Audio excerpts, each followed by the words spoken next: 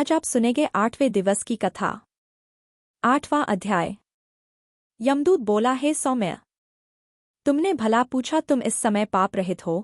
यद्यपि दूसरे की सेवा में तत्पर होते हुए भी मैं आपसे प्रेमपूर्वक यथा बुद्धि कहता हूँ। जो व्यक्ति सब अवस्थाओं में मन कर्म वचन से दूसरों को दुख नहीं देते, वे कभी यमलोक में नहीं जाते। प्राणियों की हिंसा करने वाले मनुष्य दान, तप और यज्ञ से भी किसी प्रकार उत्तम गति को प्राप्त नहीं करते। ऋषियों ने कहा है कि अहिंसा ही सबसे बड़ा धर्म, तप और दान है। दयालु मनुष्य प्रायः मच्छर, खटमल, कीड़ी आदि लघु प्राणियों की भी अपने समान रक्षा करते हैं। ऐसे सद्युरुष जलते अंगारे से व्याप्त दुर्गम पथ को और प्रेतों की तरंग वाली यातना को नहीं देखते। जो मनुष्य अपने भोजन के लिए जल थल के प्राणियों को मारते हैं, वे काल सूत्र नामक नरक में दुर्गति को प्राप्त होते हैं और अपनी माँ का भोजन तथा पीप लहू जल के समान पीते हैं और पावों की कीच में औंधे मुंह डाल दिए जाते हैं और विषैले कीटाणु काटते रहते हैं। अंधेरे में एक दूसरे के घातक हो परस्पर खाते हैं और घोर शब्द करते हुए एक कल्प तक वहीं रहते हैं। हे वैश्य, फिर नरक से निकालकर बहुत दिनों तक स्थावर योनि को भोग सैकड़ों योनियों में जाते हैं। हिंसक व्यक्ति जन्मांध, दरिद्र और अंगहीन जन्म को पाते हैं। इसलिए हे वैश्य, दोनों लोकों में सुख चाहने वाले मनुष्यों को मनवचन कर्म से दूसरे से द्रोह नहीं करना चाहिए, क्योंकि हिंसक लोगों को दोनों लोक में सुख नहीं मिलता। जो किसी प्राणी की हत्या नहीं करते, उनको किसी प्रकार का भय नहीं होता। जिस तरह सीधी और टेढ़ी दोनों प्रकार की बहने वाली नदियां समुद्र में मिल जाती हैं, वैसे ही सभी धर्म दृढ़ रूप से अहिंसा में विश्वास रख प्रवेश करते हैं। हे वैश्य श्रेष्ठ, जिसने प्राणियों को अभय मंत्र दिया, वह सब तीर्थ में नहा चुका और सब यज्ञों में उसने शिक्षा पाई।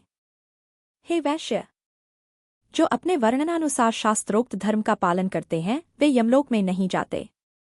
ब्रह्मचारी, गृहस्थ, वानप्रस्थ तथा यतिस भी अपने अपने धर्म में लीन होकर स्वर्ग में निवास करते हैं। जो इष्ट पूर्ति, जलाशय आदि बनवाते हैं, 5 यज्ञ करते हैं तथा सदैव दया करते हैं, वेद पाठी हैं और नित्य अग्निहोत्र करते हैं, वे स्वर्गवासी होते हैं।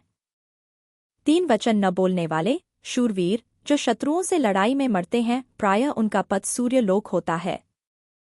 हे वैश्य, लंगड़े, लूले, बाल, वृद्ध, अनाथ, शरणार्थी, ब्राह्मण तथा गरीबों का पालन पोषण करने वाले सदैव स्वर्ग में वास करते हैं, अर्थात वे आवागम के कुचक्र से निकल जाते हैं।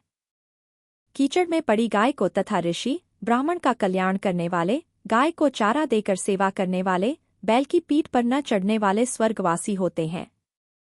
जो मनुष्य कुआं, तालाब और बावड़ी, प्याऊ आदि बनवाते हैं, जिनमें जल और स्थल में रहने वाले इच्छापूर्वक जल पीते हैं, इससे उनका निज धर्म बढ़ता है और बिना यमलोक देखे सदैव स्वर्ग को प्राप्त होते हैं।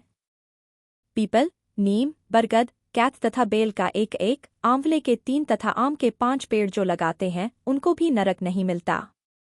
5 वृक्ष से 10 कोठे के घर अच्छे नहीं होते, क्योंकि पत्ते, फूल, फल और मूल से पितरों का भली भांति तर्पण करते हैं।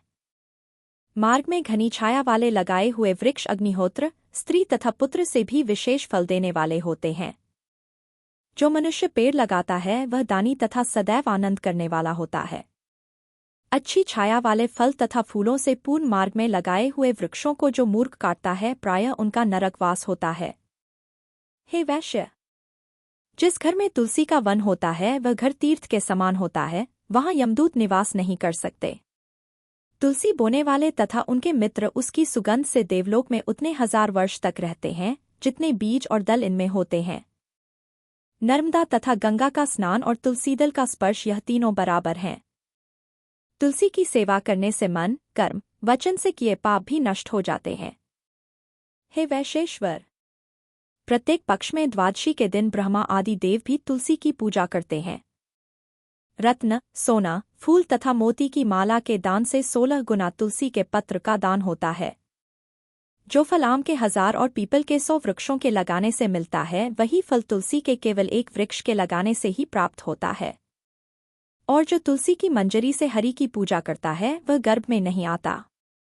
हे वैश्य, जो मनुष्य रेवा नदी से उत्पन्न हुए शिवलिंग की तथा स्फटिक, रत्न या पत्थर की तीर्थ, पर्वत या वन में रखी हुई शिवलिंग मूर्ति की पूजा करता है, जो सदैव नमः शिवाय मंत्र का जाप करता है अथवा प्रसंग से शक्ता, अभियान या लोभ से भी जो महादेव जी की सेवा करते हैं वे यमराज का दर्शन नहीं करते। शिवजी के भक्त की पूजा में लीन होकर शिवलोक में 14 इंद्र तक आनंद करते हैं।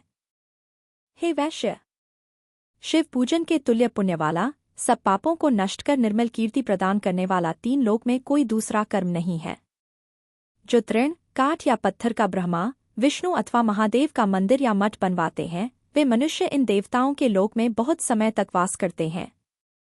हे वैश्य, जो पुरुष धर्मशाला, गौशाला, सन्यासियों के लिए घर तथा गरीब दुखियों के लिए कुटी बनवाते हैं वे सदैव इंद्र के भवन में वास करते हैं। इन स्थानों के जीर्णोद्धार से दूना फल होता है, जो इनको तोड़ता है वह अवश्य घोर नरक में जाता है। जो मनुष्य देवता, ब्राह्मण तथा सन्यासी के मठ, धन अथवा घर पर अधिकार कर लेता है वह सब धर्मों से बहिष्कृत होता है। उसका पूर्ण परिवार नरक भोगता है। मठाधीशों का अन्न आदि अभोज्य है, इसे 21 नरक मिलते हैं।